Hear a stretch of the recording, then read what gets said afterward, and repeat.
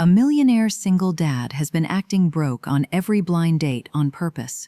11 dates, 11 women who walked away the moment they thought he had nothing. He called it a filter, a test, a way of finding someone real. But date number 12 was different, because before he could even explain himself, a tired waitress, working a double shift, quietly paid his bill with money she could barely spare. She didn't know who he was. She didn't do it to impress him. She just couldn't bear to watch someone sit with that feeling. What she didn't know was that her one small act of kindness was about to change both their lives forever. But why had this man been hiding who he really was? What was he so afraid of finding? And what happens when the truth finally comes out, and it's so much bigger than either of them expected? Before we begin, drop in the comments, where are you watching from? The Civic's heater was still catching up to the January cold when Victor Calloway checked his watch. 7:58. The restaurant glowed through the windshield. Warm light, fogged glass, the kind of place that cost enough to feel like an occasion without costing enough to feel like a statement. He'd chosen it on purpose. He sat with the engine off and his hands in his lap and did what he always did before these things. He looked at the watch. $12, give or take. A Timex weekender from a pharmacy in Westerville, purchased 4 years ago because the band was comfortable and the face was easy to read. He wore it every day. He wore it tonight. He would wear it in about 2 minutes when he walked through the door and sat across from someone who didn't know his name meant anything. 11 times in 18 months. 11 women who had arrived curious and left disappointed, each in her own particular way. The speed had varied. Some made it through dinner. One lasted 40 minutes, one lasted 11, but the ending was always the same. The moment they understood, there was no money here, or at least no money they could see. Something shifted. Eyes went to phones. Conversation thinned. He didn't blame them. He designed the test to find exactly what it found. Diane's voice arrived, as it always did, right around now. You test everyone. Victor. One day you'll test yourself right out of a good thing. She'd said it, standing in the doorway of the house that was half hers, her coat already on, her mind already made up. He'd wanted to tell her that testing people wasn't the same as not trusting them. He still wasn't sure that was true. His phone buzzed. Gloria. This one is different. Please don't blow it. He almost smiled. Gloria sent a version of this text before every date. He suspected she sent it to her other clients too, the way dentists call to remind you about your cleaning. He didn't hold it against her. He got out of the car. The restaurant was called Rosario's, and it smelled like garlic and candle wax, and the particular warmth of a room full of people who decided tonight was worth dressing up for. Victor was not dressed up. Clean khakis, a dark blue pullover, the Timex. He looked like someone's high school history teacher. He knew, like someone who probably worried about the price of things. He was halfway to the host stand when he noticed her, not because she was striking, though she was dark hair pulled back, quick, precise movements, the particular efficiency of someone who knows every inch of their space. He noticed her because of the way she carried a tray of plates across the room. Not stiffly, not performatively. She carried it the way you carry something heavy when you've been carrying it for years and you've made your peace with the weight, like it was just part of what her body did. He filed this away and didn't think about it again until later. His date's name was Priya. She was 34, a financial consultant, and she was already there when he arrived, which he appreciated. She had the prepared smile of someone who'd been on enough of these to know how to cover the first 5 minutes until the real information arrived. Victor smiled back. He sat down. He put his hands on the table. 11 down, he thought. Let's see about 12. 40 minutes in, Priya's phone was face up on the table. It had started well enough. She was smart and funny, and she asked real questions about Lily, about Columbus, about what he actually did for work. He said he managed investments, small fund, mostly local clients. She nodded the way people nod when they're deciding whether a thing is interesting or not. He could see the calculation. He'd seen it 11 times before. He knew what it looked like right before it resolved. Her phone lit up. She glanced at it. After that, the conversation didn't exactly die. It just stopped trying. By the time their plates were cleared, she was answering messages with the phone held just below the table's edge, the way people do when they're still pretending to be present. Victor didn't say anything. He drank his water. He looked at the room. Their waitress moved through her section like she had eyes in the back of her head, refilling glasses before they were empty, dropping a box of crayons at a table where a kid was starting to lose it without being asked. She never looked hurried. She just never stopped. When the check came, Victor set his jacket over the back of his chair and did what he always did. He patted his chest pocket, his jacket pocket, his front pants pocket. He frowned slightly. "I think I left my card in the car," he said. Priya looked up from her phone for the first time in 7 minutes. Her expression moved through several things quickly. Surprise, recalculation, the particular flatness of someone who has just had a suspicion confirmed. She set her phone down. She picked up her bag. That was when Elena put her credit card on the check. No announcement, no eye contact with either of them.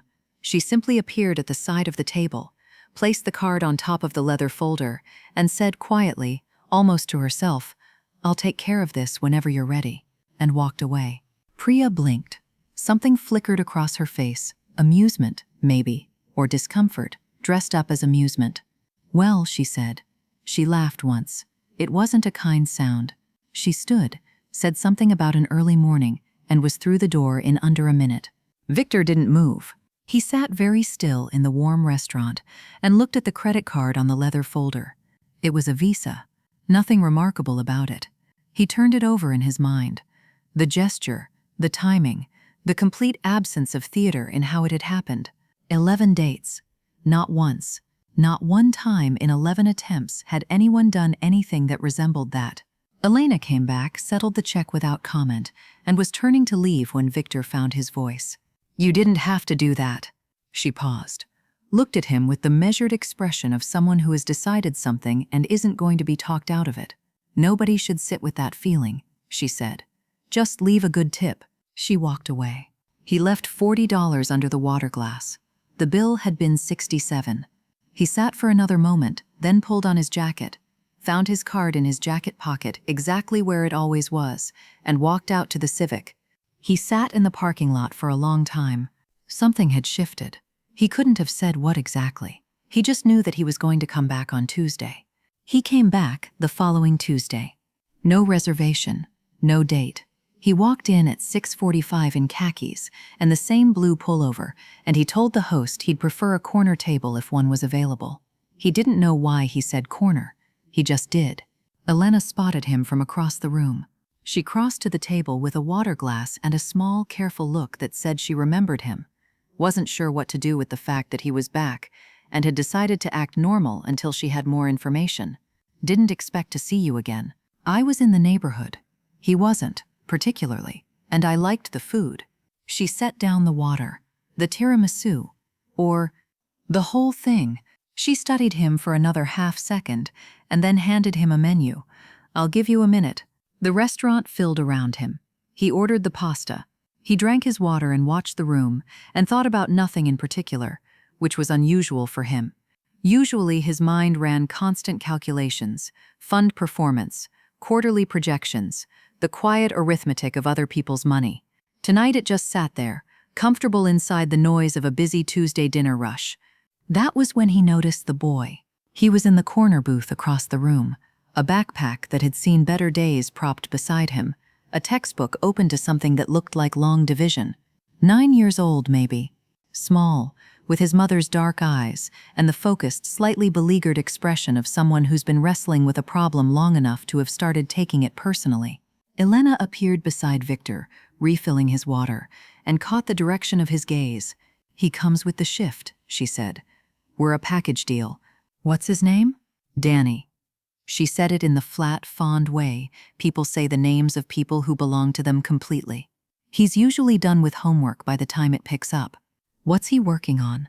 "Long division." She glanced across the room. "He doesn't love it." "Nobody loves it," Victor said. "It's the worst." She almost smiled. She went back to her section. Victor finished his pasta slowly. He was watching Elena work, not in a strange way, just noting what he'd noted before, the precision, the absence of wasted motion, the way she tracked 4 tables at once without appearing to track anything. She had a sixth sense for when something was needed, and a talent for providing it before anyone had to ask. He was on his second water when the man in the suit came in. He was mid-40s, good shoes, the prosperous look of someone who knew which Columbus neighborhoods were appreciating. He came through the door and his eyes landed on Victor, and his face opened into recognition, and he started to say, Victor was almost certain he was going to say Mr. Calloway, and Victor gave him a look. Just a look. Sharp and brief and absolutely clear. The man's mouth closed. He recovered well, found his own host and his own table on the other side of the room, and did not look over again. Victor set down his fork. He became aware slowly that Elena was watching from the service station across the room, not staring, just watching. Her expression was professional and completely unreadable. She had seen the tail end of that exchange, he realized. The tail end was probably enough. She said nothing. She brought his check. He left $40 on a $22 meal and told himself it wasn't conspicuous, even though it was. Walking to the Civic, he thought about the look on her face. Careful, watchful, something filing itself away behind her eyes, patient and unhurried, waiting until she had enough information to know what she was looking at. He came back the following Tuesday. Elena said nothing about what she'd seen, but she was watching differently now, and they both knew it. 3 Tuesdays in, and the visits had become a quiet habit. Victor had a table now, not reserved, not requested, just understood. The corner booth across from Danny's. Elena set his water down without being asked. She still watched him with that careful, measuring look, warmth sitting just below the surface of her professionalism, close enough to feel but not close enough to touch. She was working something out. He could see it. He didn't rush her. That particular Tuesday, Danny was tangled up in fractions. Victor had ordered and was waiting for his food when he caught the boy's expression, brow furrowed, pencil tapping the table in a frustrated rhythm, paper covered in crossed-out attempts. Without thinking much about it, Victor picked up his water glass and walked over. "What's the denominator?" Danny looked up, not startled, just assessing. 8, he said. "And the top number?" 3. Victor sat down across from him. "Okay, so think of it like this. You've got a pizza. 8 slices. Your friend ate 3. How much pizza is gone?" Danny's pencil stopped tapping. He thought about it. 3 out of 8 pieces. Which is 3/8. Danny looked down at his paper. Something clicked behind his eyes. He erased one of the crossed-out answers and wrote it again. Oh, he didn't say thank you. He just started working the next problem. Victor took that as a compliment. Elena appeared beside the table. She set his pasta down. He hadn't even heard her come over and gave him a look that was 3 or 4 things at once. Surprise, caution, something that wasn't quite either of those things, but was probably in the same neighborhood. "Mom says not to bother the customers," Danny said absently, not looking up from his worksheet. "Good thing I came to bother you," Victor said. The corner of Elena's mouth moved. She walked back to her section. Marco materialized a few minutes later to clear the neighboring table. He was 17, lanky, with a busboy's apron, and the observant eyes of someone who had decided to pay attention to things. He wiped down the table slowly. "She never lets anyone sit there during a shift," he said, not looking at Victor. "Just so you know." Victor looked up. "At his booth?" Marco nodded. He gathered his cloth and his tray and started to go, then paused. "You ever eat at Bistro 7, on 5th? "A few times. They do a 12-week culinary program through their kitchen." Marco's voice had flattened slightly, the particular flatness of someone saying a thing they've said to themselves many times until it's just a fact rather than a wish. Too expensive, probably not happening. He picked up the tray. "Thought I'd ask." He walked away before Victor could answer. At the end of the meal, Elena appeared with 2 plates of tiramisu. She set one in front of Victor and one in front of Danny. "On the house," she said. For the math help. She didn't look at him when she said it, just set it down and walked away. It was her way of acknowledging him. He understood that. He ate the tiramisu slowly and didn't push for anything more. But something was deepening between them. Anyone could see it. And Elena's world, the one Victor still knew almost nothing about, was about to make itself impossible to ignore. It was Wednesday, past midnight. and Elena sat alone at her kitchen table with a cup of tea that had gone cold 20 minutes ago, and a stack of papers she'd been sorting since 11. The apartment was quiet. Danny was asleep. The only sound was the hum of the refrigerator and the scratch of her pen on a legal pad. She had a system. She'd had it for years. Column 1, what was owed. Column 2, what was due. Column 3, what could wait, and for how long, and whether waiting would make it worse. Rent, $1,200, 3 weeks late. She'd called Mr. Patel on Monday. He'd given her until the 15th. He always did. He was a decent man. She wrote 15th next to the number and circled it. Medical debt, $27,000, spread across 2 collection agencies and a hospital billing department. She was paying $80 a month on one account, $45 on another, which meant at this rate she would be 52 years old before it was gone. She had done the math. She tried not to do the math. Nursing school deposit, $4,200. Deferred 3 years running. The application was still saved on her laptop, filled out and never submitted, because submitting required the deposit and the deposit required a month where everything else was handled first, and there was not yet a month where everything else was handled first. She crossed something out, made another list. Then the letter. She'd left it on the table because she hadn't known where else to put it. Fairview County Department of Health Services. Formal letterhead. She had read it 4 times already, and the words didn't change. Danny's auditory processing therapy program, the clinic on Morse Road where he went every other Saturday, where there was a room with good acoustics and a therapist named Ms. Okafor who understood exactly how his brain processed sound, was losing its county funding. Budget reallocation, 60 days notice, clinic closure effective in 60 days. She set her pen down. The take-home from both jobs was just under $3,200 a month before taxes. Rosario's paid $1,450 an hour plus tips. The hospital cafeteria paid $12 no tips.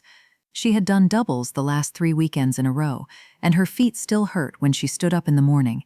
She picked up her phone and opened the banking app, found her mother's account in Guadalajara, sent $200.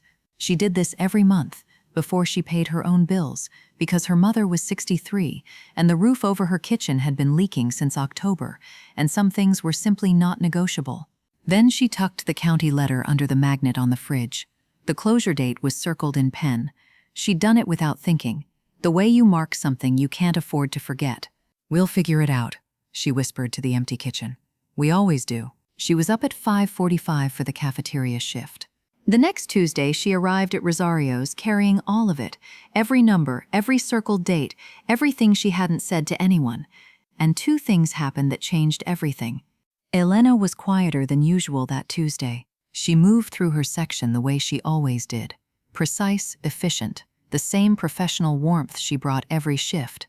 But her jaw was set a little tighter. She laughed at the right moments and answered questions fully, and nobody who hadn't been watching her for 4 Tuesdays in a row would have noticed anything at all. Victor noticed. Danny arrived 40 minutes into the shift, backpack hanging off one shoulder, his expressions stormy in the specific way of a child who has been wronged by something and has not yet decided whether to talk about it. He dropped into his booth and stared at the table. Elena was at Victor's side in 2 minutes. "He had a quiz today," she said quietly. The teacher read the instructions out loud.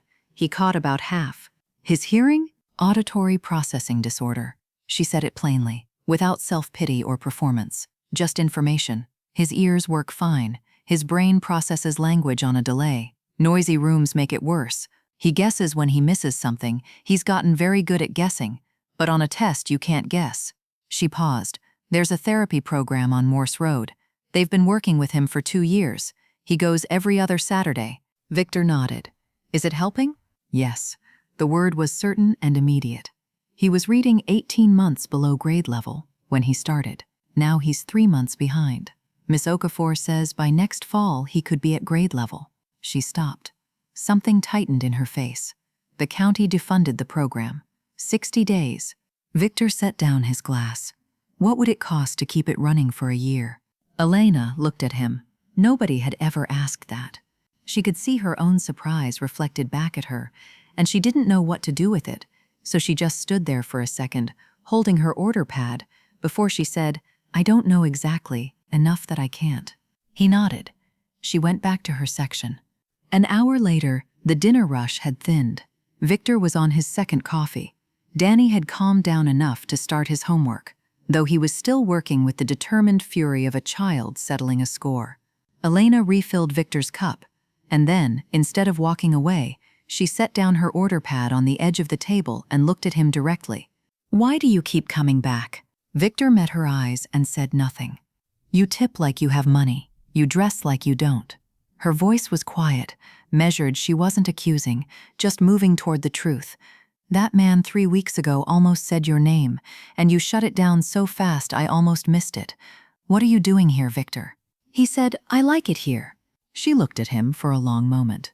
"That's true," she said, "but it's not the whole answer." She picked up her order pad and walked away.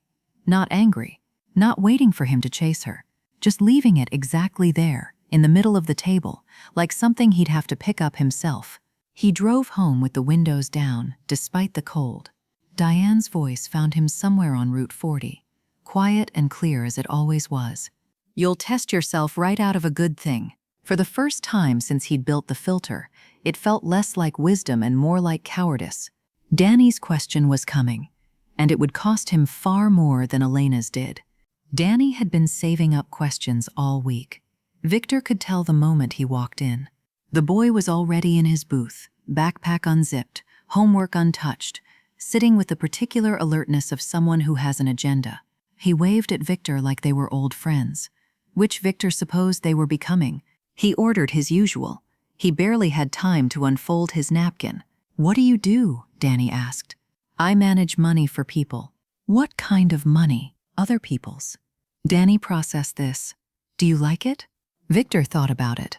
"Yeah, I do." "Where do you live?" "Dublin. Over on the west side." "Is it nice?" "It's quiet. I like quiet." Danny nodded like this was acceptable. He picked up his pencil, tapped it twice, set it down again. "What kind of car do you drive?" "A Honda Civic. Old or new?" "Old, 2009. "Does it work?" Victor almost smiled. "Mostly." Across the room, Elena was watching from the service station.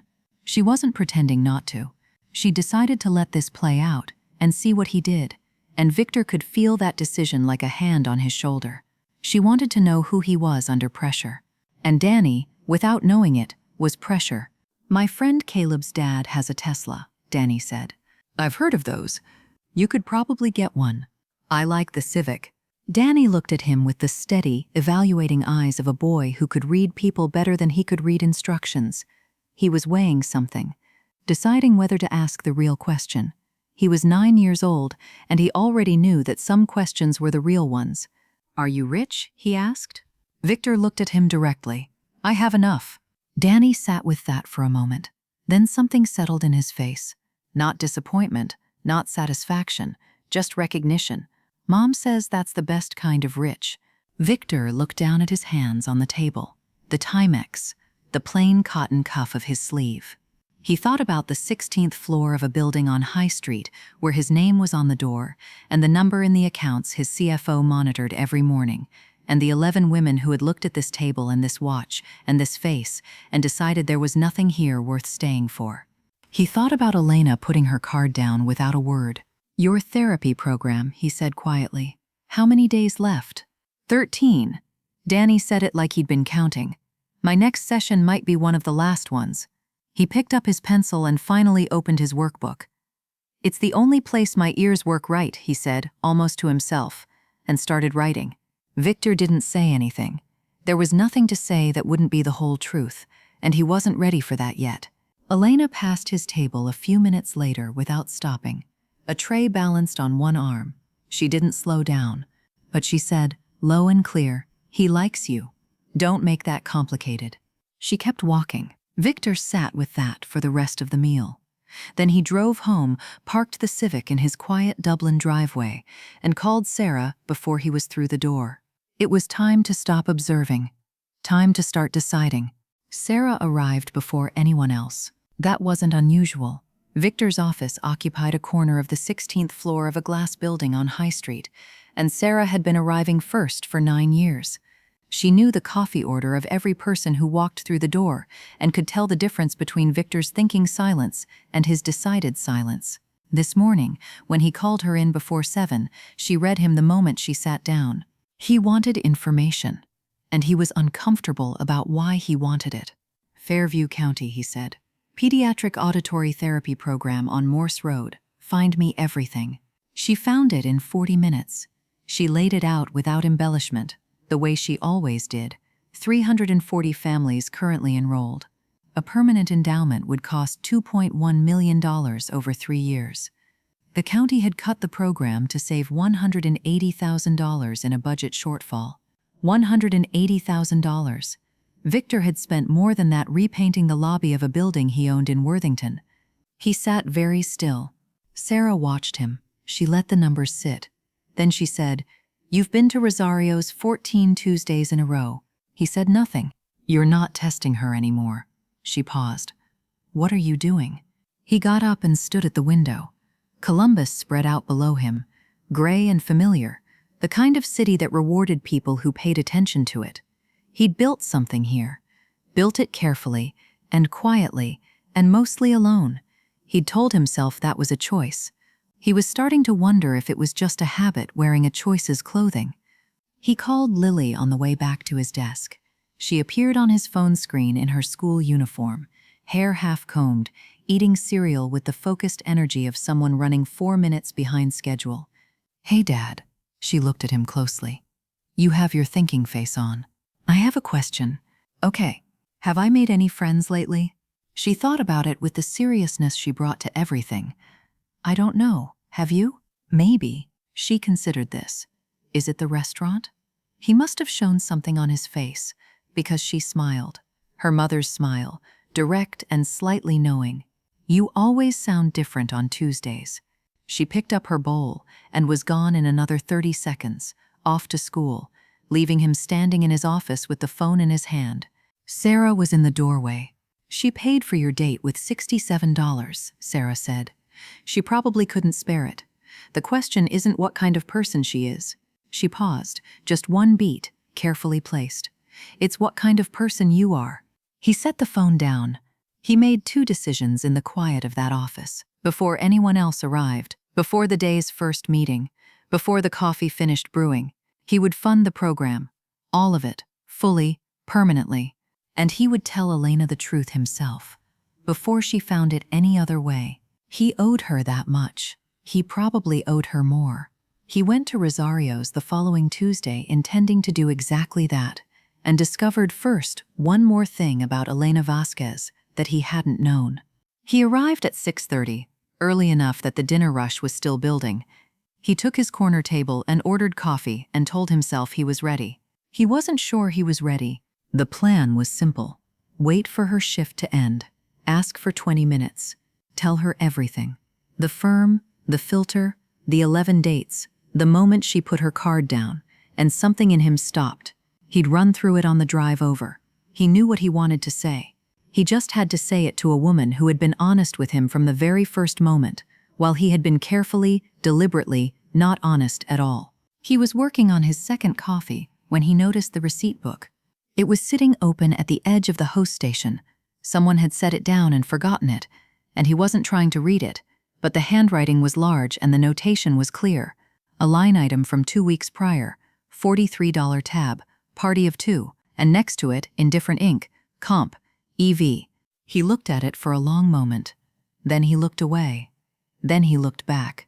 Marco materialized beside him, clearing the neighboring table with his usual quiet efficiency. Victor nodded toward the receipt book. "What does that mean?" "The EV notation." Marco looked at it, set down his tray. "She covers tabs sometimes," he said simply. "A few times a year, whenever she sees a couple who looks like they're having the worst night of their lives, or someone sitting alone who looks like they're not going to make it to the door." "Okay." He picked up the tray again. "I only know because I clear the tables. She never says anything. I don't think she knows I know." Victor sat with that. The woman he had come to confess to.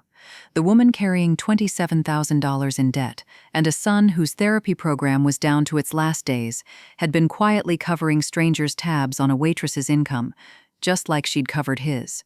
Not because he deserved it, because she'd looked at him and seen someone who needed it, the same way she looked at anyone. He did. On a waitress's income, what he did with $340 million. Just smaller. Without anyone knowing. He reached into his jacket and took out $200 and a small square of paper. He wrote 5 words on it. For the next couple who needs it. He tucked it under his glass and left it there. This time, the amount was not an accident. He was done pretending. At 8:15, Elena's section cleared out. She cashed her last table, said something to the kitchen, and untied her apron. Victor caught her eye from across the room. "Do you have 20 minutes?" She studied him the way she always did, reading the room, reading him, filing things in the right order. Then she said, "Yeah, give me a second." She came back in a clean shirt, her hair down for the first time he'd seen it, and sat down across from him at the corner table. Not as his waitress, as herself. Victor took a breath. It was time to give her the whole answer. The last few tables had cleared out. The kitchen was winding down. Rosario's had gone quiet the way restaurants do at closing. Slowly, then all at once, until the only sounds were the low hum of the refrigerators and Marco moving through the room with a broom, trying very hard to look like he wasn't listening. Victor started at the beginning. Brightwell Capital, 16 floors on High Street, $340 million under management. He said the numbers plainly. The way you say a thing when you've decided that softening it would just be another form of lying. Elena sat with her hands folded on the table and listened without interrupting, and her face did not change very much, which told him she had already suspected more than she'd let on. He told her about the filter, about Diane, about 11 dates across 18 months, each one a test that everyone had failed. He told her about the pocket pad, the card in the car, the way he had watched people decide he was nothing the moment the check arrived. And then he told her about the moment she set her card down. No fanfare, no performance, just a private instinct rooted in something he didn't know yet, and how he had sat very still in that chair because something inside him had simply stopped. "I came back because of that," he said. "Not to test you. I was done testing. I just didn't know what to do next." Elena was quiet for a moment. She looked at the table. Then she said, "My father, he took us out to a diner in Tucson. It was his birthday. He saved up for it. And when the bill came, he was $12 short." She paused. "The manager made him stand up in front of everyone, just kept talking while my dad stood there and couldn't do anything." Her voice was level. "It had been a long time. I was 12. I swore I would never let that happen to anyone who sat in my section. It had nothing to do with you. I would have done it for anyone." Victor looked at her. "I know," he said. "That's exactly why." She heard that. He could see it land. For a moment, neither of them said anything. Then the door swung open, and Danny came through it in his coat and backpack, dropped off by a neighbor, scanning the room with the efficient radar of a child who knows exactly who he's looking for. He found Victor at the corner table and changed course without breaking stride. "You can stay," he said. "Mom makes the busboys save you the corner table anyway." Elena closed her eyes. The boy had told on her completely. She opened her eyes and looked at Victor, and something in her face had shifted. The careful watchfulness finally at rest, all the way down. "You want to eat?" she said. "Yeah," Victor said. "I do." Marco brought tiramisu. Nobody ordered. He set it down without a word and went back to his broom. 3 plates, corner table, the restaurant quiet around them, and for the first time in a very long while, Victor Calloway was exactly where he was supposed to be. 3 days later, Victor called Elena before he did anything. This was new for him. He was a man who moved first and informed people after. It was how he'd built the firm, how he'd structured deals, how he'd operated for 20 years. Asking permission had never been part of the system, but Elena had been patient with him for 14 Tuesdays. The least he could do was ask. She picked up on the second ring. He could hear the hospital cafeteria in the background, the clatter of the breakfast rush. "I have a plan," he said, "but I want to walk you through it first. And I want you to tell me no if anything feels wrong." A pause. "Okay. $2.1 million. Over 3 years. It permanently endows the Fairview County Pediatric Therapy Program, the Morse Road Clinic. Miss Okafor stays. The waiting list gets cleared. The program expands. 340 families, plus any new families who need it. He stopped. I want to call it the Vasquez-Callaway Family Access Fund. Silence on the line. He waited. Is this because of Danny? Elena said. Or because of me? It's because 340 families shouldn't lose something essential to save $180,000, Victor said. Danny just made sure I knew it existed. Another pause, longer this time. Don't you dare rename it, Elena said. Her voice was not quite steady. Then, after a beat, thank you for asking first. Is that a yes? That's a yes, a breath. Yes to all of it.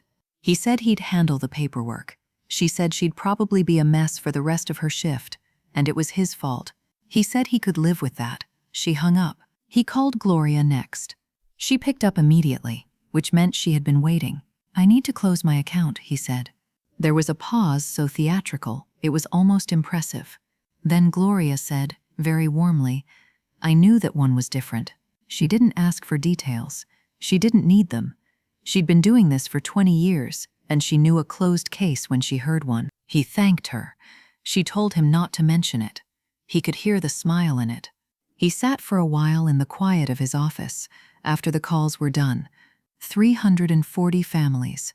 Danny in the room with the good acoustics and the headphones.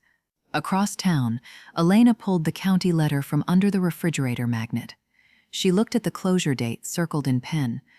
Then she sat down at her kitchen table, the same one where she made her lists, and crossed things out and started over, and for the first time in the entire story, she let herself cry. Not in front of anyone. Just alone, the way she had always done everything. Only this time, it wasn't from the weight of it. 6 weeks later, Elena sat across from an admissions counselor at Columbus Community Nursing College and signed her name at the bottom of an enrollment form. The deposit was $4,200. She had read every line of every document before she got to that page. She always read every line. The counselor, a cheerful woman named Patricia, slid the acceptance letter across the desk and said, Spring cohort, welcome. Elena looked at the letter for a moment. She thought about the application saved on her laptop for 3 years, filled out and never submitted. All those evenings she'd almost clicked send. The nursing school deposit line on her legal pad, deferred each time she crossed something out and started over. She said thank you and meant about 12 different things by it. The medical debt had been settled the week before, $27,000, negotiated down through a third-party settlement to $14,000, paid in a lump sum. Elena had read every line of that document twice before she signed it. She wasn't the kind of person who signed things she didn't understand. The weight of that number, the one that had sat in column 1 of her lists for 2 years, was simply gone, like a sound that had been running in the background so long she'd stopped hearing it. And then suddenly the room was quiet. The Vasquez-Callaway Family Access Fund was announced publicly the same week. 340 families received letters, 1 page each, plain language telling them the program would continue, that it was permanently funded, that the waiting list was cleared. Danny's first session at the newly funded clinic was on a Saturday in March. The room was bigger. There was a new specialist alongside Miss Okafor, a young man named Dr. Reeves, who had trained specifically in pediatric auditory processing. The headphones were newer. Danny walked in, looked around, dropped his backpack in the corner, and said, "It's bigger," which was high praise from him. Afterward, Ms. Okafor pulled Elena aside. "He's been compensating for years," she said, finding workarounds, reading faces, guessing from context. Most people around him never noticed how hard he was working. She paused. "He's actually quite remarkable." Elena's chest tightened. "I know," she said. On the drive home, Danny was quiet for a while. Then he said, from the back seat, "Is Victor our friend now?" Elena glanced at him in the mirror. "Yeah, bug," she said. "I think he is." Danny nodded. Like this. Settled something. He looked out the window at the Columbus streets going by. Bare trees and gray March sky, and seemed entirely satisfied with the world. That weekend, Elena mentioned Marco to Victor. The culinary school, the resigned way he'd said it was probably not happening. Victor listened. Then he made a call. One call. That Monday morning. Marco's first year at Columbus Culinary Institute, $19,500, was quietly covered before the end of the week. Marco never asked how. He would spend years suspecting and never say a word. He had learned, without anyone teaching him, that some kindnesses don't require an explanation. The world was changing. Slowly, honestly, the way Elena would have wanted it.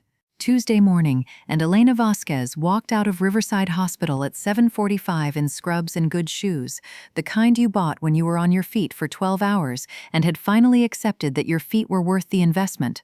Registered nurse, pediatric care, Riverside Hospital, Columbus, Ohio. She still had to stop sometimes and let those words land. She picked Danny up from school at 3. He was 11 now, a little taller, with the same dark eyes and a new kind of ease about him, the ease of a boy who no longer had to work so hard just to keep up. He was in a general classroom full-time, reading above grade level. He had a best friend named Oscar, who he'd met in the therapy cohort, and they had the particular bond of kids who understand each other without needing to explain much. Danny climbed into the passenger seat, dropped his backpack in the footwell, and immediately started telling her about something Oscar had said at lunch that was apparently the funniest thing that had ever happened in the history of Columbus. Elena listened and drove and felt something she had not felt in a very long time. Uncomplicated. That weekend, all 4 of them piled into the Civic Victor up front. Elena in the passenger seat, Lily and Danny wedged into the back with their respective opinions about the music. Victor still wouldn't sell it. Elena had stopped suggesting it. It was the Civic or nothing, and she had decided she loved it, cracked dashboard and all, because he had driven it to Rosario's 14 Tuesdays in a row for her, before either of them had a name for what that meant. Elena and Victor had been together 18 months now. Slowly and with intention, that was the only way either of them knew how to do anything. Lily, who was 9 and had her father's listening face and her mother's talent for the well-placed observation, had developed her own dynamic with Danny that required approximately 0 adult involvement. They disagreed constantly and agreeably about everything. "My dad is still weird about money," Lily announced from the back seat, for no reason anyone could identify. Danny looked at her. "My mom says that's because he knows what it's worth." Lily considered this. "That's pretty smart," she said. Neither of them knew they had just said the whole thing. The whole story, in 2 sentences, from the back seat of a 2009 Honda Civic on a Saturday afternoon in Columbus. Victor and Elena did not look at each other. They didn't have to. The Vasquez Callaway Fund was serving all 340 original families and was in active expansion discussions with 2 neighboring counties. Marco had turned 20, was finishing his first year at Columbus Culinary Institute, and wore his program pin with the quiet pride of someone who has decided he belongs somewhere and intends to prove it. He suspected, he never asked. Gloria texted Victor that evening. 2 words. "You're welcome." He didn't respond. He sat on his back steps with Elena beside him, kids inside, the sound of them arguing cheerfully about something drifting through the screen door, and he smiled at his phone and put it away. It was enough, more than enough. The kind of life that didn't need to announce itself. One more Tuesday was coming. One more table. One more check. They walked to Rosario's. It was a Thursday evening in early October. Cool enough for jackets, the streetlights just beginning to matter. They walked the 6 blocks from Elena's apartment because she'd suggested it, and Victor had said yes immediately, the way he said yes to most things she suggested now. Not out of deference, but because her instincts were almost always right, and he'd stopped pretending otherwise. The restaurant smelled exactly the same. Garlic and candle wax and warm bread, and the particular comfort of a room that had decided to take good care of people for the evening. Same tables. Same corner booth where Danny had once done fractions with a man he didn't know yet. Same light. Marco seated them. He was 20 years old, and he carried himself differently now. Not arrogantly, just solidly. The way people carry themselves when they've found the thing they're good at and have started putting in the hours. His culinary school pin sat on the lapel of his jacket. He brought 2 waters without being asked and set them down without ceremony, the way he'd once watched Elena do 1,000 times. "Good to have you both," he said simply, and left them to it. Dinner was warm and unhurried. They talked about Lily's school play. She had gotten the lead and was dealing with this information with the focused calm of someone who fully expected it. They talked about Danny's friendship with Oscar and the weekend plans those two had already made without consulting anyone. They talked about the second county expansion, the paperwork Victor's team was finalizing, the 30 new families who would be on the program by spring. Nothing important. Everything important. The check arrived. $71. Victor reached for it, not performing the gesture, just reaching.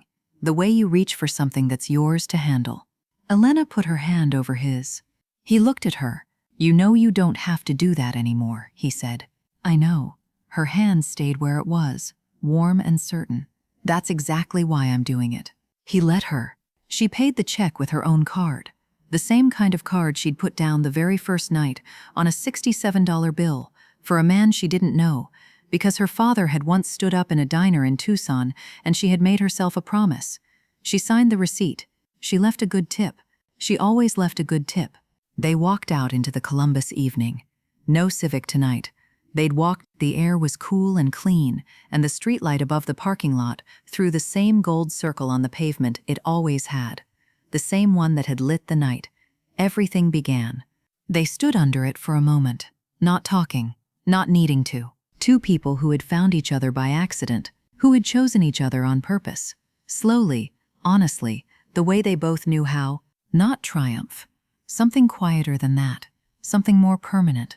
A life that finally fit.